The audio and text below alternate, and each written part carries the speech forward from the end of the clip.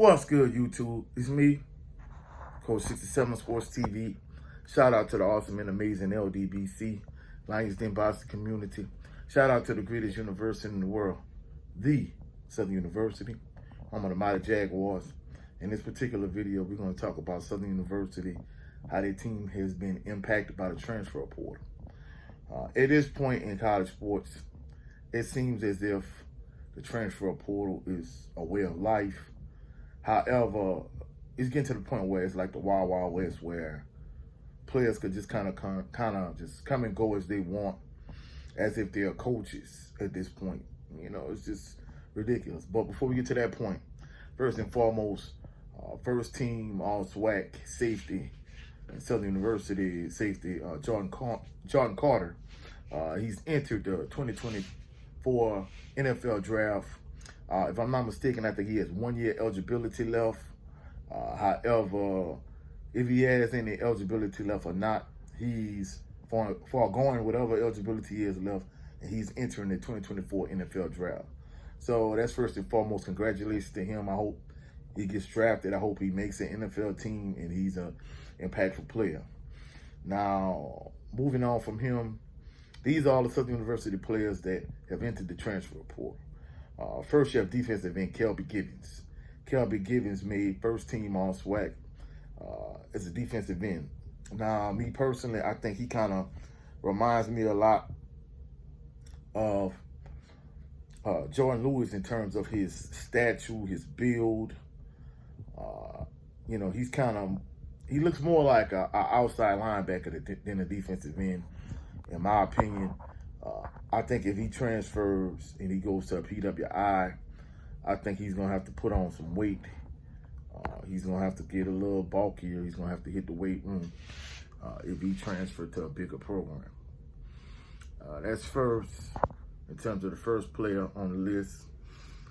Then we have defensive back Christian Davis. Now, Christian Davis made the preseason all-SWAC team for Southern. He is another player. I think he played good during the course of the season, but I don't think he had the type of impact that I expected him to have. And to me, the irony of this situation is, you know, with Jordan Carter leaving, to me, it seems as if he would have a bigger role in Southern University's defense. And, like, he would kind of be the next guy in line in terms of, like, being the star at secondary. But he's entered the transfer portal. In addition to that, left tackle Eli Fields. Eli Fields is also entered the transfer portal. It's crazy. To me, it seems as if he would be another individual. It would be in his best interest to stay at Southern. But, you know, if he does end up going somewhere else, you know, I wish him well. You know, hopefully everything works out for him. The next individual, running back Gerard Sims.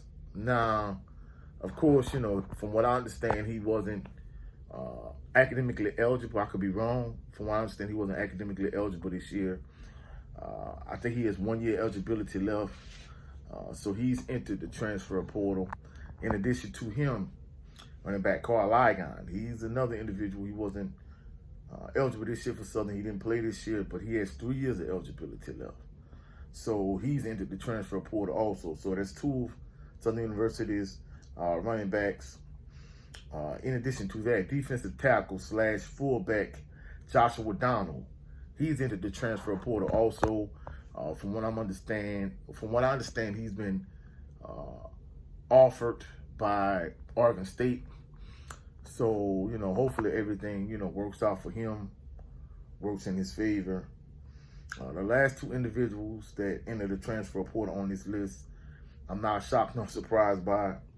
Quarterback Harold Blood and quarterback Dylan Marotta. Truthfully speaking, you know, I don't like speaking ill of anyone, but I'm just going to call a spade a spade. Harold Blood did not set the world on fire. It's Southern University's starting quarterback this year. You know, when I talk about Southern University quarterbacks, you know, you have the top end, which is like, you know, Eric Randall, Quincy Richard, Dre Joseph type quarterbacks, and then you have to kind of have the bottom end, like You know, unfortunately, like J.C. Lewis, you know, those type of quarterbacks. And I'm just kind of be truthful. Harold Blood is kind of on the bottom end of that list. You know, even in like J.C. Lewis instances, you know, he got hit a lot. You know, his offensive line wasn't that good. You know, certain individuals like speculated that he held the ball too much. So, you know, other individuals like towards the bottom, like Marcus Jacoby. You know, a lot of individuals say that Southern University fans gave him a lot of flack because he was white. I didn't care that he could have been purple for all I care. If he would have been a good quarterback, it would have been cool with me. But it wasn't the fact that he was white. It was the fact that he was a trash quarterback. And just to be truthful, I think kind of Harold Blood kind of fits more towards the bottom of that list with, you know, with Marcus Jacoby and J.C. Lewis than he does to the top end of that list. So he didn't like the world on fire. And Dylan Moroder, you know, he transferred from UAB to Southern. And, you know, I'm thinking, well, he transferred from PWI. Hey, he should be, you know, a pretty good quarterback. And if Harold Blood was starting over him, that's not saying a lot about him. By the time he actually got to play in the game against Alcorn State, by that point I left.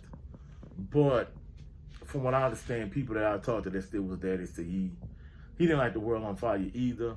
And truthfully speaking, from, you know, last spring game, if you just kind of took what Harold Blood and what Dylan Moroder did, even though from what I understand, Moroder was injured during the blue versus gold spring game.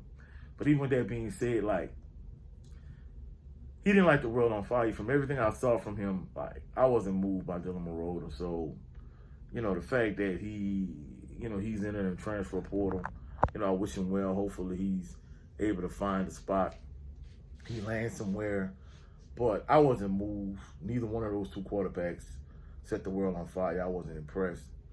So, you know, just to kind of recap the list of individuals, of course, we talked about how Jordan Carter, how he's entering the 2024 NFL draft. First team All-SWAC defensive end Kelby Givens. Into the transfer portal, Christian Davis.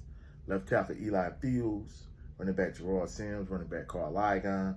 Defensive tackle / fullback Joshua Nana. Quarterback Dylan Moroder. And quarterback Harold Blood. All those individuals have entered the transfer portal for Southern University. Hopefully, all of these individuals find a soft space. If they don't come back to Southern University, that's cool. Hopefully, they all find a soft space to land. I think someone like Kelby Givens, you know, he's kind of an interesting case. He kind of reminds me of Trey Lang from last year. You know, hey, if you the man at Southern, you starting. Like, why leave and go somewhere else? But I think it's going to be easier for him to find a home. I think Prairie View and UTSA were interested in him.